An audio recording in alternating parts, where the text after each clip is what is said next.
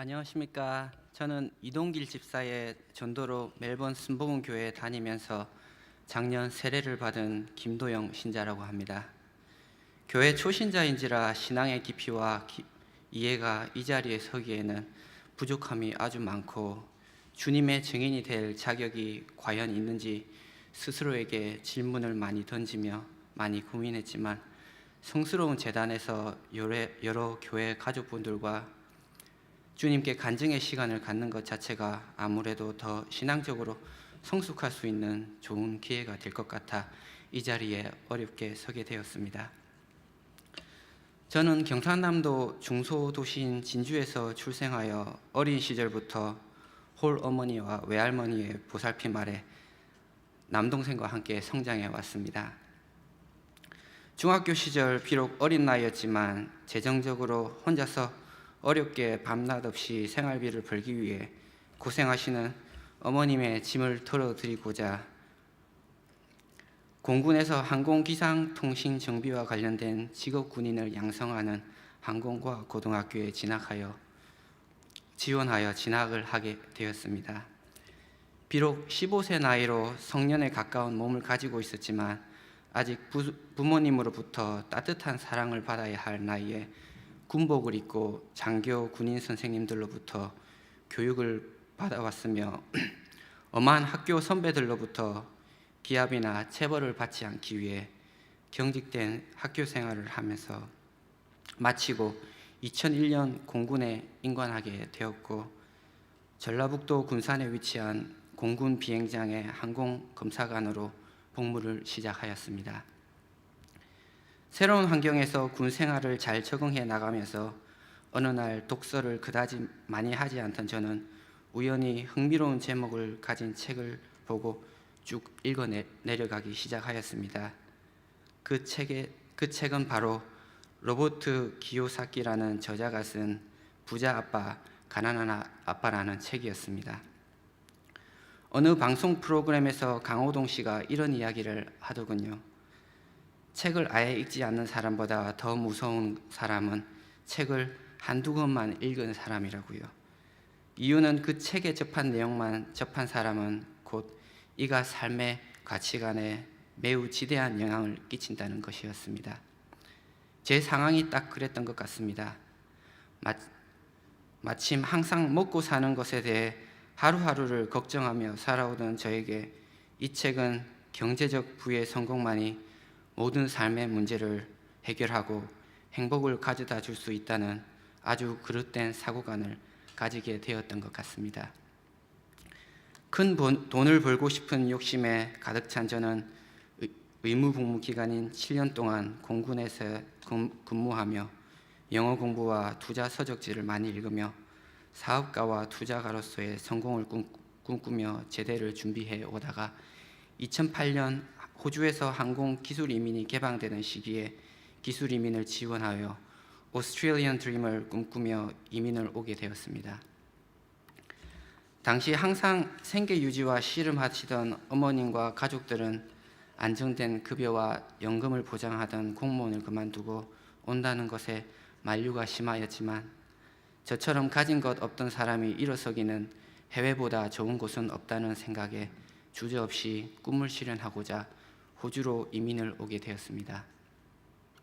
2008년 해외 이주를 할 당시 1살 어린 남동생을 데리고 와서 동생의 3년간의 이민 유학을 뒷바라지하기 위해 여러 가지 일을 하며 생계를 이어오다가 운 좋게 미국 항공 제작사인 보잉에 취업을 하게 되었습니다.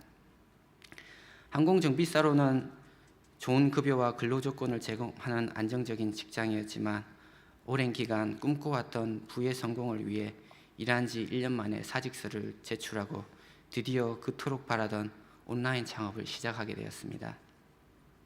그렇게 처음 시작한 사업은 온라인 청첩장 쇼핑몰이었습니다. 당시 사업 투자금이 많지 않던 저는 호주의 로컬 웹 제작회사의 사이트를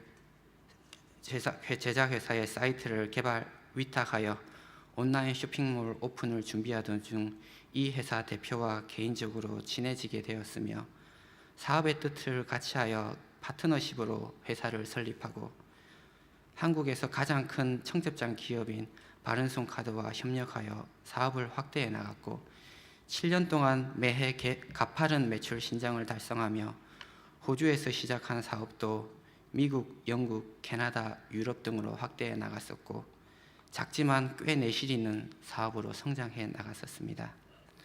그러던 2018년 다른 온라인 사업까지 무리하게 욕심을 내어서 큰 투자를 하게 되었고 신규 사업이 성장하기도 이전에 기존 사업장에서 예상치 못한 매출 감소를 처음 경험하던 저는 결국 높은 투자비와 고정 비용을 감당하지 못하고 대부분의 정든 팀원들을 내보내야 했었습니다. 살아오면서 현실적으로 실현 가능한 수준에서 원하던 모든 것을 하나하나 성취해 나가며 생활하던 저는 처음으로 실패라는 인생의 쓴맛을 보았고 인생의 내리막길을 전혀 준비하지 못했던 저는 일상생활을 지속해 나가기 힘들 정도로 큰 재정적 어려움에 봉착하였습니다. 힘든 시간일수록 가족애로 어려운 시간을 꿋꿋이 견뎌내야 했지만 저의 물질적 욕망은 어느새 세상을 향한 분노로 바뀌기 시작했고 정작 제가 끝까지 보살펴야 할 와이프와 아이들에게는 따스함이 전혀 없는 차가운 야수로 가정을 이끌어왔고 이 때문에 이혼의 위기도 많았었습니다. 다행히 그 시기에 멜번 순복음 교회를 전도를 통하여 알게 되었고 생전 처음 교회에서 신앙생활을 시작하였습니다. 교회 생활을 통해 주님을 알게 되고 생애 처음 지난 40년 동안의 인생을 돌아보는 기회를 가지면서 많은 생각을 해보았습니다. 평생 살아오면서 눈물을 거의 흘려본 적 없이 15세부터 저 자신만을 믿고 의지하며 전투적으로 세상과 싸워 오던 저는 당시 교회만 오면 주체할 수 없이 눈물을 매번 쏟아냈던 기억이 아직도 생생합니다. 교회에서 힘든 시기에 뵙게 된 하나님 아버지 존재는 일생 동안 경험해 보지 못했던 아버지라는 빈자리에 넓고 따뜻한 품을 처음으로 느끼게 해 주셨던 것 같습니다. 교회를 다니면서 제가 가장 많이 치유된 부분이 있다면 행복에 대한 가치관입니다. 가난에서 벗어나 물질적 성공만 이룩하면 저와 가족 구성원 모두의 행복도 자연적으로 따라올 수 있을 것이라는 그릇된 가치관에 사로잡혀 있었고 이로 인해 부어도 차지 않는 욕심이라는 밑빠진 독에 스스로와 가족들을 채찍하며 평생을 살아왔던 것 같습니다. 교회의 신자가 된 이후 목사님 설교 한 말씀을 통해 삶의 진리를 배우고 놀이터에서 해맑게 뛰어노는 아이들과 바쁜 일상 가운데 교회 봉사활동을 하시면서 힘든 내색 전혀 하지 않고 즐겁게 일하시는 교회 모든 봉사자분들을 통해 삶의 진정한 행복을 배웠습니다. 주님께서 몸소 실천하신 사랑을 배웠습니다. 저는 일생을 살아오며 단 한 번도 영적인 부분에 대해 생각해 본 적이 없는 세상적이고 물질적인 사고만 가득했던 사람이었습니다. 세상을 살다 보면 예상치 않은 여러 가지 슬픔과 어려움을 경험하지만 이러한 어려움에 직면해 보지 못했던 저에게 주님께서 주시는 말씀은 끊임없이 영적 성장을 할 수 있는 좋은 통로가 되었습니다. 사업을 접고 다시 직장 생활을 시작한 지 딱 1년이 지났습니다. 비록 현실 세상에서 가장으로 주어진 삶에 대한 책임을 다하기 위해 또다시 전쟁터같이 느껴질 수 있는 삶 속으로 돌아와 금전적 성과와 실적으로 하루하루를 씨름해야 하는 온라인 쇼핑몰 매니저로 재직하면서 이제는 사업빚도 다 갚고 12년 전 호주에서 맨손으로 이민 생활을 시작했던 시기와 같이 다시 새로운 인생의 출발점에 서 있습니다. 나이도 40이 다 된 지금 다시 처음부터 하나하나 탑을 쌓아가야 한다는 사실에 때로는 한숨도 종종 나오지만 그럼에도 불구하고 지금 저를 믿고 따라주는 가족과 평생 삶의 동반자이신 주님을 만나게 되니 과거와 달리 그렇게 모든 게 부정적이고 힘들지만은 않습니다. 비록 사업에서 실패를 겪으며 힘든 시간을 보냈지만 이 또한 주님께서 저를 자녀로 다시 태어날 수 있는 기회를 제공하시어 인생의 참된 행복을 일깨워 주신 것에 감사하며 주님께서 앞으로도 항상 저희 가족과 교회 공동체 식구분들의 삶의 중심에 계셔 주시길 소망하고 기도합니다. 이 자리를 통해 최근 힘든 인생의 고비마다 성령의 힘으로 슬기롭게 이를 극복할 수 있도록 제 인생의 큰 버팀목이 되어준 저희 목사님 그리고 이전 셀 식구분들께 다시 한번 감사의 말씀을 고개 숙여 전달하고 싶습니다.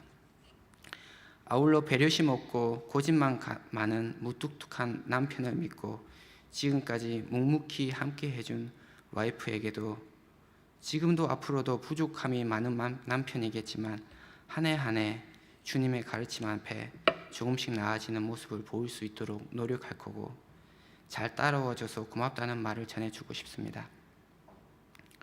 구원이라는 삶의 가장 값지고 놀라운 경험을 하였고 신앙생활을 통해 매일매일 하나님 아버지께 부끄럽지 않은 자녀로 살고자 매번 다짐을 하지만 40년 동안 살아오면서 만들어진 저라는 자아를 한순간에 바꾸기는 쉽지 않은 것 같습니다. 아마 신앙생활이란 것은 죽는 순간까지 평생 성찰하고 수양해야 하는 삶의 과정인 것 같습니다. 아직도 이따금 신앙생활 이전에 배려심 없고 세상적인 사람으로 돌아가려는 저 자신을 발견하고 스스로에게 실망을 종종 하곤 합니다. 그럼에도 불구하고 하느님의 자녀가 되기 이전의 삶과 분명한 삶의 차이가 있는 것 같습니다. 인생의 방향도 없이 매일매일 세상적인 삶 속에서만 열심히 생활해온 과거와 달리 이제는 삶의 방향을 어디에 두고 무엇에 중심을 두어야 할지 분명히 깨달았고 가끔 그 방향에서 이탈하였을 때 다시 원래 자리로 돌아가기 위해 노력한다는 것입니다. 사랑하는 멜번 순복음 성도님 여러분, 저뿐만 아니라 성도님 개인 한 분에게도 하나님께서 알려주신 진정한 삶의 지혜와 진리가 함께 동행할 수 있도록 기도하고 소망합니다. 오늘 짧은 시간 동안 부족한 저의 말 경청해 주신 성도님께 감사 말씀드립니다. 감사합니다.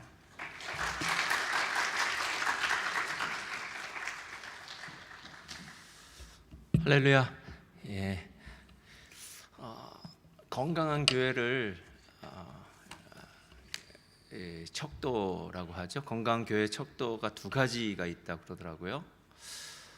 첫 번째는 그 교회에 회심자가 있느냐, 그 교회가 회심자가 있느냐. 그리고 두 번째는 그 교회가 정말 투명한 교회냐, 뭐 재정이라든가 모든 부분 속에서 투명한 교회냐라고 이렇게 두 가지가 있다고 하더라고요. 우리 또 김도영 성도님 보면서 다시 한번 하나님, 우리가 함께 살고 있는 이 땅에도 참 여러 사람들이 아직도 하나님의 그 은혜를 모른 채 세상 가운데 살고 있는 사람들이 참 많은 것 같아요. 그래서 저와 여러분의 삶 가운데 우리가 증인이 되어서 그들을 향해 주님의 빛을 비추는 저와 여러분 되시기를 주님의 이름으로 축복드립니다. 우리 함께 잠깐 말씀 나눌 텐데 오늘 말씀은 시편 126편 말씀 되겠습니다. 시편 126편 말씀 우리 잠깐 나누도록 하겠습니다. 시편 126편 우리 다 같이 한 목소리로 1절부터 6절까지 봉독해 올리겠습니다. 시작. 여호와께서 시온의 포로를 돌려보내실 때에 우리는 꿈꾸는 것 같았도다. 그때 우리 입에는 웃음이 가득하고 우리 혀에는 찬양이 찼었도다. 그때 문나라 가운데에서 말하기를 여호와께서 그들을 위하여 큰 일을 행하셨다 하였도다. 여호와께서 우리를 위하여 큰 일을 행하셨으니 우리는 기쁘도다.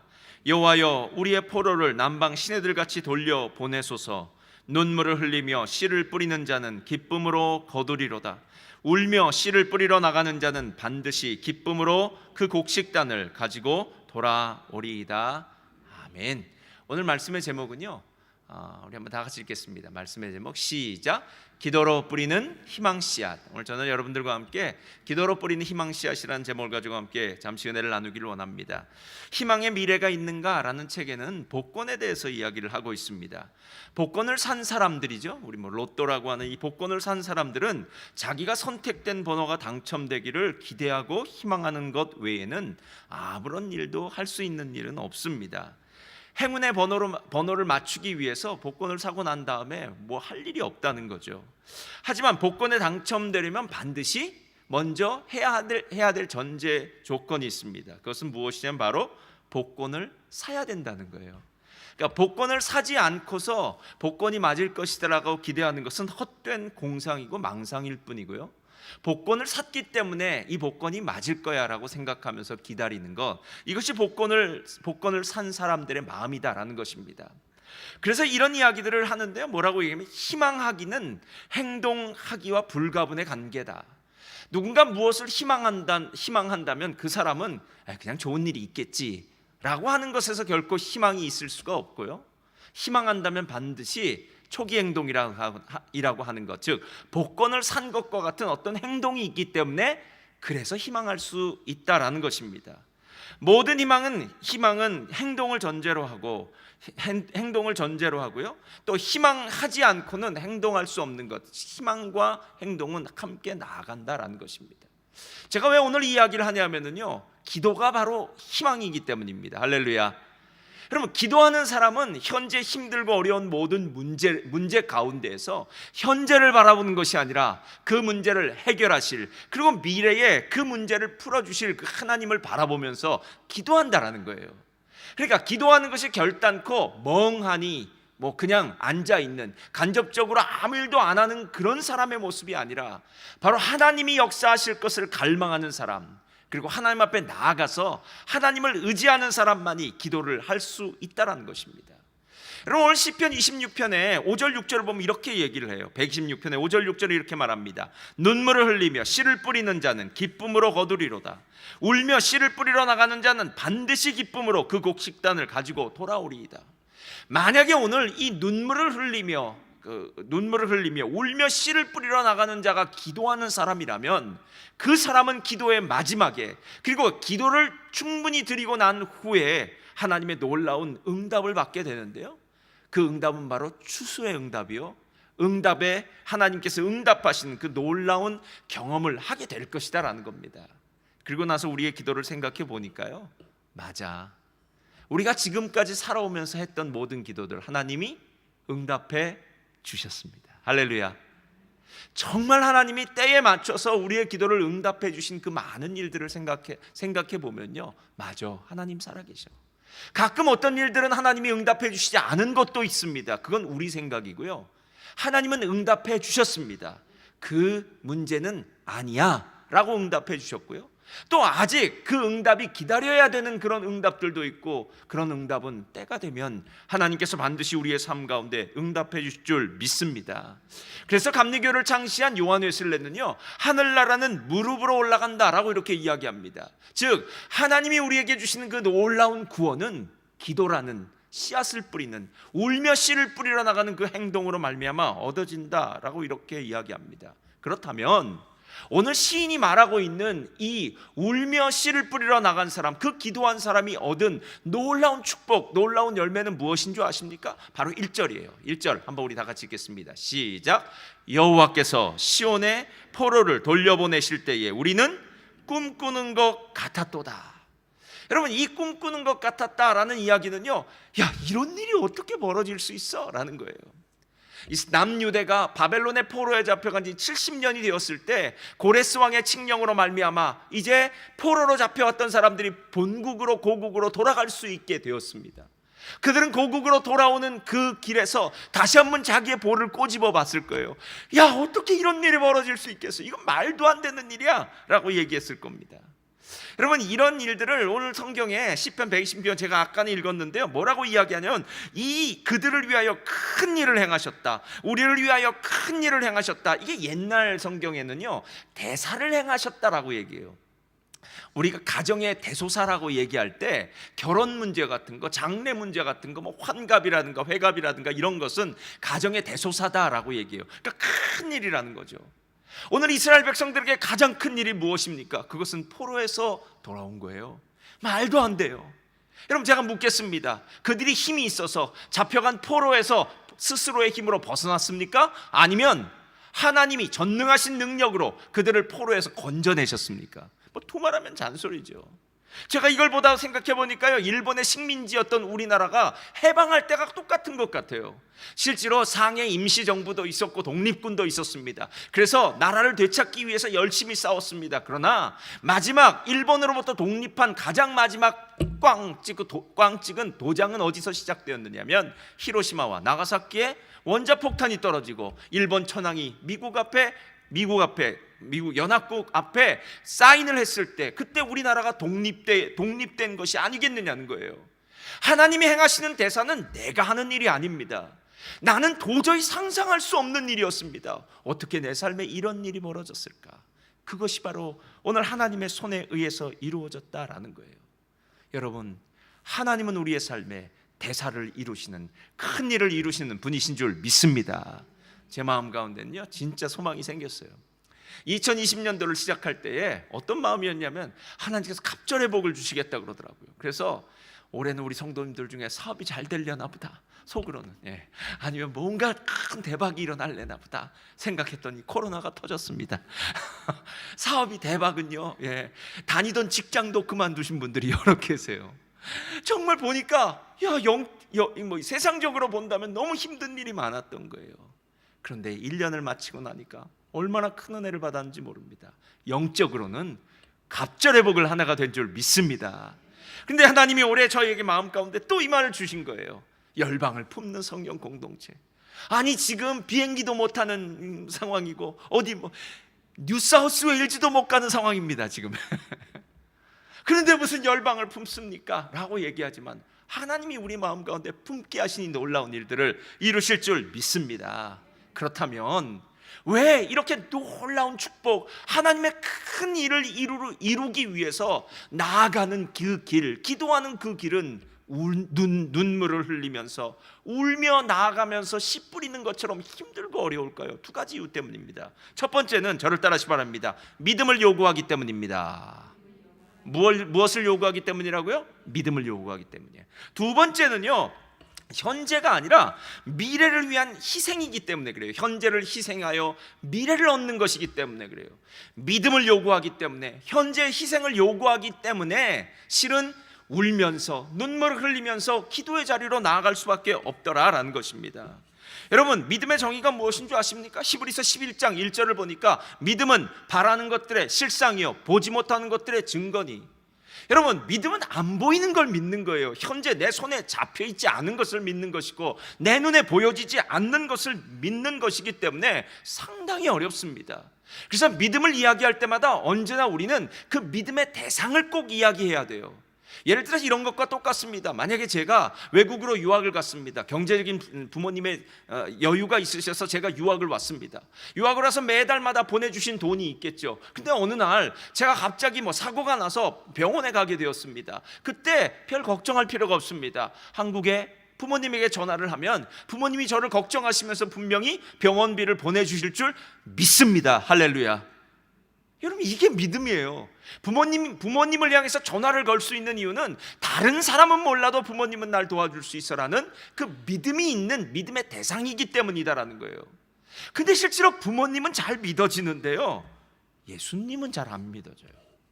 왜냐하면 우리의 환경이라든가 이런 모습 가운데 예수님은 실제로 우리의 눈에 보이지 않는 분이기 때문에 예수님을 진짜 우리의 부모님처럼 알기 위해서는 영적인 눈이 열려져야 되는데 이게 그렇게 쉽지 않아요, 여러분. 예전에 영적인 눈이 열려서 큰 믿음을 가졌던 사람도 여러 해 동안 반복되는 고난 가운데 그 믿음을 잃어버리는 경우도 보았습니다. 여러분, 마태복음 14장을 보면 베드로가 예수님이 물 위를 걸어오세요. 그랬더니 베드로가 예수님에게 이렇게 말합니다. 주님, 만약에 당신이 주시어든 나로 물 위를 걷게 하소서, 이렇게 얘기해요. 그랬더니 예수님이 오라라고 얘기합니다. 베드로가 물 위를 걸을까요, 못 걸을까요? 걷습니다. 그래서 무리를 한 발 두 발 걷는데 베드로가 예수님을 바라보고 걸을 때는 무리를 걸을 수 있었는데 바람이 불어오는 바람을 보다 보니까 물속에 빠져들어가기 시작합니다. 그때 주님 나를 좀 도와주십시오 라고 하면서 소리지어 부르짖어요. 그때 예수님이 뭐라고 얘기하신 줄 아십니까? 예수님이 즉시 손을 내밀어 그를 붙잡으시며 이르시되 믿음이 작은 자여 왜 의심하느냐 라고 이렇게 얘기해요. 여러분, 믿음의 반대말이 무엇인 줄 아십니까? 믿음의 반대말은 두려움이에요. 믿음의 반대말은 의심이에요. 믿음의 반대말은 근심과 염려예요. 여러분, 실은 믿음이라는 것은요, 우리의 마음의 문제라는 거예요. 그래서 마치 크레딧 카드를 딱 한 장 넣고 어디를 다니더라도요, 뭐 페이할 때는 크레딧 카드만 내면 되는 거 아닙니까? 현찰은 내 주머니에 한 푼도 없을지라도 내 손에 들려있는 그 플라스틱 크레딧 카드가 어디를 가든지 내가 원하는 것을 모두 다 살 수 있게 해준다는 사실, 그 크레딧 카드를 믿는다면 왜 전능하신 그 하나님을 믿지 않고 사느냐라는 것입니다. 여러분, 실제로 우리의 삶 가운데 진짜 생각해 보아야 될 것이 무엇이냐면요, 하나님을 끝까지 믿어야 됩니다. 어떤 상황 가운데서도 믿어야 됩니다. 제가 요즘 기도하면서 제일 제 마음 가운데 충격을 받은 말이 하나 있어요. 요즘 코로나로 인해서 두려워하는 사람이 참 많다고 그러더라고요. 위기라고 그러더라고요. 맞아요, 여러분. 정말 코로나로 말미암아 두려워요. 코로나의 치사율은 5% 미만이라고 합니다. 그럼에도 불구하고 사람들이 얼마나 두려워하는지 모릅니다. 위기라고 생각합니다. 그런데 정말 죽을 만큼 두려운 그 위기 가운데 기도하십니까? 여러분, 이 질문을 던져보면 정말 우리의 삶이 과연 이 두려움 가운데서 무슨 일을 하고 있는지 지금 제정신이 아닐 수 있다는 거예요. 여러분, 정말 이 코로나가 나의 삶의 위기라면, 전쟁이나 기근이나 아니면 전염병 같은 이 정말 나의 생명을 위협하는 위기라면, 여러분, 천국은 진짜 준비하셨습니까? 여러분, 기도하십니까? 오늘 죽더라도 천국에 갈 준비가 되어 있으십니까? 여러분, 이 사실에 대해서 하나도 준비하지 않고 그냥 마음 가운데 두려워라고 생각한다면요, 그 사람 마음 가운데는 오늘 베드로가 물에 빠진 것과 무엇이 똑같냐는 거예요. 기도는 믿음을 요구하기 때문에 결코 쉬운 일이 아닙니다. 대충 그냥 기도하는 것은 아무런 말이나 던져서 기도할 수 있어요. 그러나 진짜 기도는 믿음을 요구하기 때문에 힘들고 어려운 상황 가운데서도 믿음으로 달려나가고 있더라는 거예요. 믿음을 요구하기 때문에 울면서 씨를 뿌리러 나가는 길이 될 수도 있어요. 두 번째로, 현재를 희생하기 때문입니다. 여러분, 현재를 희생한다는 말은요, 이 세상에서 성공하고 승리한 모든 사람들은 다 현재를 희생한 사람들입니다. 시험을 앞둔 학생들은 모두 현재를 희생하고 열심히 공부합니다. 여러분, 연습을 음악가죠, 연주가들, 제가 예전에 보니까 발레리나 같은 사람들 정말 발가락이 다 뭉개지도록 그렇게 훈련을 하고 연습을 하더라고요. 그 이유가 무엇입니까? 미래를 위해서 현재를 희생하는 것 아니겠느냐는 거예요. 우리나라 속담에 이런 말이 있습니다. 다른 씨앗 아무리 배가 고파도 종자 씨앗은 건드리지 않는다고 얘기해요. 여러분, 종자 씨앗은 건드리지 않는다는 말은요, 종자 씨앗을 먹어버리는 순간 그땐 미래가 없어요. 아무리 배가 고파도 종자 씨앗은 건드릴 수가 없어요. 여러분, 지금 눈물을 흘리면서 울며 씨를 뿌리러 나가는 사람이 극심한 고통 가운데, 극심한 배고픔 가운데 있다면 그 씨를 뿌리러 나가는 그 행위가 얼마나 힘들고 어렵겠습니까? 그럼에도 불구하고 씨를 뿌리러 나가는 것입니다. 왜냐하면 지금 내가 하고 있는 이 일이 나의 미래에 하나님이 주신 놀라운 축복이라는 사실을 알기 때문에요. 시간이 흐르고 난 다음엔 지금은 눈물을 흘리면서 씨를 뿌리러 나갔지만 내가 가을이 되면은 기쁨으로 추수의 단을 거둘 것이다. 할렐루야. 이거 아닙니까, 여러분? 제가 부모님이 자녀들을 위해서 제일 많이 기도하는 때가 언젠지를 봤더니 다음에 세 가지 순간이더래요. 첫 번째, 대학 입시. 이때는 부모님들이 수능하러 간 날은요, 그날 아이들과 똑같은 시간에 기도하고 쉬는 시간에 쉬고 이렇게 기도하더라고요. 두 번째, 군대 입대할 때, 저희 어머니도 제가 군대 갔다가 잠시 갔다 왔지만 얼마나 기도했는지 몰라요. 환청이 다 들렸다고 그러더라고요. 세 번째, 자녀들 유학 보낼 때요, 내 눈에 보이지 않는 먼 곳에 있는 자녀들을 향해서 얼마나 기도하는지 모릅니다. 여러분, 부모님이 자녀, 그러니까 지금 제가 얘기하고 있는 대학 입시, 군대, 군입대, 해외 유학 간 자녀들을 위해서 야, 오늘은 피곤하니까, 오늘은 별로 기도하고 싶은 마음이 안 생겨서 나 기도 안 할 거야 라는 부모는 한 사람도 없어요. 힘들어도 새벽부터 일어나서 그 자녀를 위해서 기도하고, 어려워도 내 삶이 정말 지금 기도할 수 없는 상황에 이르렀어도 지금 내 눈에 보이지 않는 내 사랑하는 자녀를 위해서 기도하는 이유가 있지 않겠느냐는 거예요. 그 이유는 내 기도를 통해서 내 자녀들의 삶 가운데 하나님의 복이 있게 될 것이다라는 거예요. 여러분, 지금 우리 그 열방을 품는 성령 공동체 밑에 아주 작게 나와 있어요. 그런데 밑에 작게 나와 있는 열방을 품는 성령 공동체 구절이 무엇이냐면 예레미야서 33장 9절의 말씀이에요. 한번 펴주세요. 우리 한번 다 같이 읽어보겠습니다. 자, 다 같이 읽겠습니다. 찬양팀 앞으로 나와주시고요. 다 같이 읽겠습니다. 시작. 이 성읍이 세계 열방 앞에서 나의 기쁜 이름이 될 것이며 찬송과 영광이 될 것이요, 그들은 내가 이 백성에게 베푼 모든 복을 들을 것이요, 내가 이 성읍에 베푼 모든 복과 모든 평안으로 말미암아 두려워하며 떨리라. 여러분, 이 구절 정말 대단하죠. 예? 이 구절이 나온 이 예레미야서 33장은 이 구절로 유명한 것이 아니라 예레미야서 33장 2절과 3절로 유명해요. 여러분, 아실지 모르겠어요. 이 일을 행하시는 여호와, 그것을 만들며 성취하신 여호와, 그의 이름을 여호와라 하는 이가 이르시도다. 33장 3절 시작. 너는 내게 부르짖으라. 내가 내게 응답하겠고 내가 알지 못하는 크고 은밀한 일을 내게 보이리라.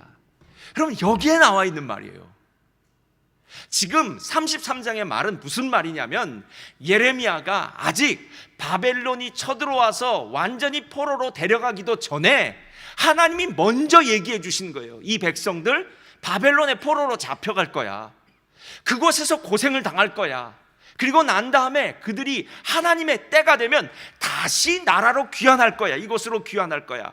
그리고 난 다음에 이곳에 귀환하고 나선 어떤 백성이 되느냐 하면 세계 열방 앞에서 나의 기쁜 이름이 되며 찬송과 영광이 되며 이 백성에게 내가 모든 복을 베풀어서 이 모든 베푼 복과 모든 평안으로 말미암아 모든 세상 사람들이 이 백성들을 두려워할 거야. 할렐루야. 여러분, 이 기도는 지금 몇 년 전에 하는 기도냐면요, 적어도 80년 전에 지금 드리는 기도예요. 너는 내게 부르짖으라. 내가 크고 비밀한 일, 내가 알지 못하는 일을 보여주겠다라는 말은 내가 80년 후에 일어날 일, 너는 지금 상상도 못할 일, 그 일을 위해서 부르짖으라는 거예요. 저는 예레미야서 33장 말씀을 보면서요, 제 마음의 스케일이 달라졌어요. 야, 나는 1년짜리를 위해서 기도할 때가 참 많았어. 1년짜리요. 매년 목표가 있으니까요. 근데 하나님이 제 마음 가운데 그러더라고요. 야, 멜번 순복음교회 향해서 우리가 함께 기도하는 것은, 지금 눈물을 흘리며 씨를 뿌리는 것은 1년 후에 거둘 수 있는 것일 수도 있어. 그러나 어떤 것은 1년이 아니라 10년 후에, 20년 후에 거둘 수 있는 것도 있어. 야, 이러고 나니까요, 제 마음 가운데 열방을 품는 마음이 다시 한번 새롭게 새겨지더라고요. 사랑하는 성도님들, 오늘 기도하실 때 2021년도 우리 정말 눈물을 흘리면서 씨를 뿌리는 자가 되시기를 바랍니다. 우리 마음 가운데 하나님이 품어주신 이 열방을 마음에 품고요, 하나님 올해 정말 내 마음 가운데 그 역사하신 하나님을 다시 한번 누리기를 원합니다. 경험하기를 원합니다. 그래서 정말 2021년도 작년보다 더 많이 기도하시고요, 더 깊게 기도하시고요, 더 하나님과 친밀하게 기도하는 저와 여러분 되시기를 주님의 이름으로 축원드립니다.